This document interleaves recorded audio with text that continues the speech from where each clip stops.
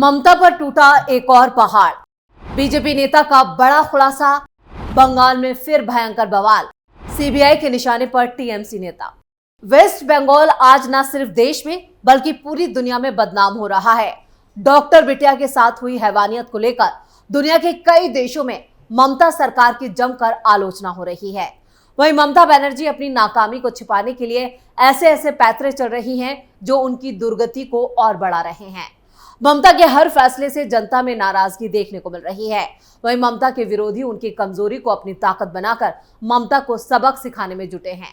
ममता बनर्जी एक बड़े चक्रव्यूह में फंस चुकी हैं, चाहे वो माने या ना माने, जहां उनके सिपह सलार भी उन्हें नहीं बचा पा रहे हैं। अब बंगाल के नए चीफ सेक्रेटरी मनोज पंत को लेकर सवाल खड़े हो रहे हैं। तो क्या है पूरा माजरा, बताएंगे आपको अपनी इस स्पेशल स्टोरी में। नमस्कार, आप देख रहे हैं कैपिटल टीवी की स्पेशल स्टोरी और आपके साथ मैं हूं परवीन शेख। मुख्य सचिव मनोज पंत की नियुक्ति पर सवाल। बीजेपी ने ममता पर साधा निशाना। वेस्ट बंगाल विधानसभा में नेता प्रतिपक्ष शुभेंदु अधिकारी ने राज्य के मुख्य सचिव पद पर मनोज पंत की नियुक्ति को लेकर सवाल उठाया है। बीजेपी नेता शुभेंदु अधिकारी ने 4 सितंबर को कहा कि 7 सीनियर अधिकारियों को दरकिनार कर मनोज पंत को मुख्य सचिव बनाया गया है, क्योंकि चीफ मिनिस्टर ममता बनर्जी उनसे अपना हित साधना चाहती हैं। शुभेंदु अधिकारी ने एक्स पर एक पोस्ट साझा की है, जिसमें उन्होंने लिखा है कि नबन्ना यानी सचिवालय में 31 अगस्त को मुख्य सचिव पद पर नियुक्ति को लेकर बड़े पैमाने पर हंगामा हुआ, जब वित्त सचिव मनोज पंत को वरिष्ठता क्रम में 7 अधिकारियों को दरकिनार करते हुए इस पद पर नियुक्त कर दिया गया। मनोज पंत, जिन्हें 30 अगस्त की शाम को नबन्ना से बाहर कर दिया गया था, अगले ही दिन मुख्य सचिव की कुर्सी पर बैठ गए। इस घटनाक्रम ने राज्य के नौकरशाही तंत्र में हलचल मचा दी है। मनोज पंत, जो एक पूर्व कैडर अपर मुख्य सचिव भी रह चुके हैं, उन्होंने इस पद पर पहुंचने के लिए 1989 बैच के अत्रि भट्टाचार्य और 1990 बैच के सुब्रता गुप्ता जैसे वरिष्ठ अधिकारियों को पीछे छोड़ दिया। सुब्रता गुप्ता का नाम इसलिए भी चर्चा में है क्योंकि वो लंबे वक्त के बाद आईएएस परीक्षा के राष्ट्रीय टॉपर बने थे।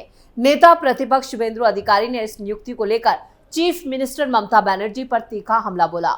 उन्होंने चीफ मिनिस्टर को नकली मसीहा बताते हुए कहा, जो चीफ मिनिस्टर खुद को बंगालियों की हितैषी के रूप में पेश करती हैं, वही अब अपने हित साधने के लिए योग्य और वरिष्ठ बंगाली अधिकारियों की अनदेखी कर रही हैं।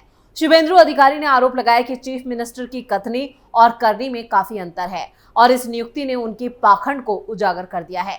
उन्होंने कहा कि किसी भी पद के लिए नियुक्ति का मापदंड सिर्फ योग्यता होना चाहिए, लेकिन जो लोग अपनी सुविधा के हिसाब से क्षेत्रवाद का खेल खेलते हैं, उन्हें ये समझना चाहिए कि उनका पाखंड अक्सर उनकी दोहरी नीति के कारण उजागर हो जाता है।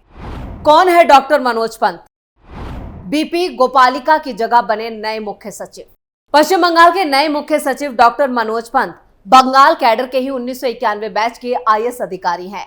इससे पहले वो पश्चिम बंगाल में ही सिंचाई और जल मार्ग विभाग में अतिरिक्त मुख्य सचिव के पद पर कार्यरत थे।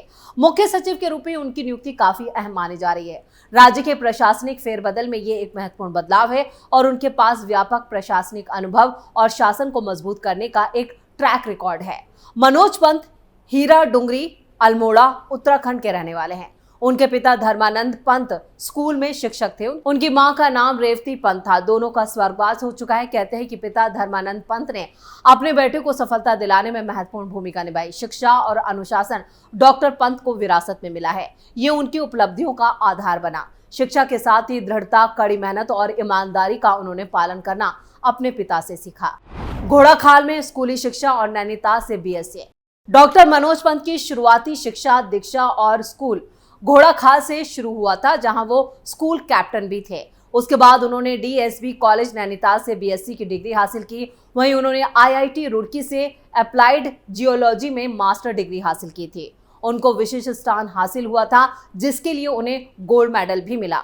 वित्त मंत्री रहते हुए डॉक्टर प्रणब मुखर्जी के वो निजी सचिव भी रहे। डॉक्टर मनोज पंत ने साल 2007 में अमेरिका के सिरक्यूज यूनिवर्सिटी से सार्वजनिक प्रशासन में एमए की पढ़ाई पूरी की और उसके बाद उन्होंने साल 2018 में कोलकाता यूनिवर्सिटी से पीएचडी पूरी की थी। डॉक्टर मनोज पंत साल 1991 में पश्चिम बंगाल कैडर में आईएएस में शामिल हुए। उन्होंने मुर्शिदाबाद और NH-24 परगना के जिला मजिस्ट्रेट के रूप में भी सेवाएं दी। वहीं केंद्र में तत्कालीन वित्त मंत्री डॉक्टर प्रणब मुखर्जी के निजी सचिव और वॉशिंगटन डीसी में विश्व बैंक में वरिष्ठ सलाहकार के रूप में भी काम कर चुके हैं। ममता के 2 ताकतवर अफसर, ममता इनके लिए दे चुकी हैं धरना। पश्चिम बंगाल में चल रहे जबरदस्त सियासी घमासान के बीच आईएएस अधिकारी मनोज पंत की मुख्य सचिव पद पर नियुक्ति के साथ कई सवाल जरूर खड़े हो रहे हैं और बीजेपी इन सवालों को उठा रही है। लेकिन अब मनोज पंत का नाम सीएम ममता बनर्जी के सबसे बड़े ताकतवर अफसरों की लिस्ट में शुमार हो चुका है। मनोज पंत का उत्तराखंड के पिथौरागढ़ से कनेक्शन है और इससे पहले जुलाई में राजीव कुमार को सूबे का डीजीपी भी बनाया गया था। राजीव कुमार भी उत्तर प्रदेश से ताल्लुक रखते हैं। ऐसे में अब दीदी के 2 दिग्गज अधिकारियों का यूपी उत्तराखंड से खास कनेक्शन हो गया है। मोदी सरकार ने बीपी गोपालिका का कार्यकाल 3 महीने और बढ़ाने का प्रस्ताव दिया था, जिसे खारिज कर दिया गया था, जिसके बाद आईएएस मनोज पंत को यह जिम्मेदारी दी गई।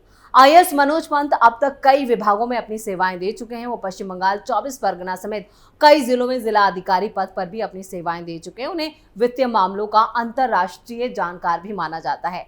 वो भारत सरकार के कैबिनेट सचिवालय में भी यहाँ पर सचिव और विश्व बैंक में अपनी सेवाएं दे चुके हैं। शुरुआती दिनों में उन्होंने काफी समय नैनीताल में भी बिताया। इससे पहले जुलाई महीने में ही आईएएस राजीव कुमार को पश्चिम बंगाल का डीजीपी बनाया गया है। राजीव कुमार की गिनती भी ममता बनर्जी के बेहद करीबी अधिकारियों में होती है।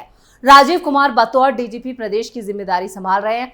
लोकसभा चुनाव से पहले चुनाव आयोग ने उन्हें गैर इलेक्टोरल पद पर ट्रांसफर कर दिया था, लेकिन चुनाव के बाद उन्हें फिर से डीजीपी पद पर बहाल कर दिया गया। आईएएस राजीव कुमार 1989 बैच के अधिकारी हैं और वो उत्तर प्रदेश से आते हैं। साल 2019 में सीबीआई की टीम शारदा चिटफंड मामले में पूछताछ के लिए पहुंची थी, तो पूरी टीएमसी उनके बचाव में उतर आए थे। खुद ममता बनर्जी धरने पर बैठ गई थी और उन्होंने केंद्र पर एजेंसियों के दुरुपयोग का आरोप लगाया था। अब मनोज पंत को लेकर भी यही कहा जा रहा है कि ये भी ममता के करीबी हैं। क्या बंगाल के ये अधिकारी ममता की ढाल बन चुके हैं? इस सवाल का जवाब है हाँ, हो भी सकता है, क्योंकि ममता जिस तरह से यहाँ पर लगातार मैदान में डटी हुई है, उसके पीछे इन अधिकारियों का हाथ है। ममता बनर्जी के बड़े Trump card. Kolkata rape murder case को लेकर पश्चिम बंगाल में डॉक्टर हड़ताल पर चले गए थे, लेकिन सुप्रीम कोर्ट के भरोसे के बाद काम पर लौट आए। नवन्ना प्रोटेस्ट के दौरान भी खूब बवाल हुआ और ममता बनर्जी किसी भी दबाव के आगे झुकने को तैयार नहीं हुई। अपने राजनीतिक विरोधियों, खासतौर से बीजेपी को ललकारते हुए ममता बनर्जी ने कहा, अगर आप बंगाल जलाएंगे तो असम, पूर्वोत्तर, उत्तर प्रदेश, बिहार, झारखंड, उड़ीसा और दिल्ली भी चलेंगे। दिल्ली से ममता बनर्जी का मतलब निश्चित तौर पर केंद्र सरकार ही होगा और बाकी जिन राज्यों का नाम लिया वहां बीजेपी की सरकार है।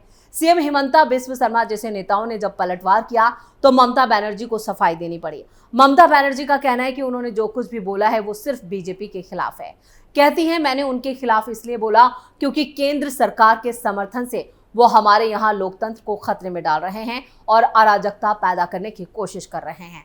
डॉक्टरों के लिए ममता बनर्जी का कहना है, मैं साफ कर देना चाहती हूँ कि मैंने छात्रों या उनके आंदोलन के खिलाफ एक शब्द भी नहीं बोला। मैं उनके आंदोलन का पूरा सपोर्ट करती हूँ। उनका आंदोलन सच्चा है। मैंने उनको कभी धमकी नहीं दी, जैसा कुछ लोग मुझ पर आरोप लगा रहे हैं। यह आरोप पूरी तरह से बकवास है।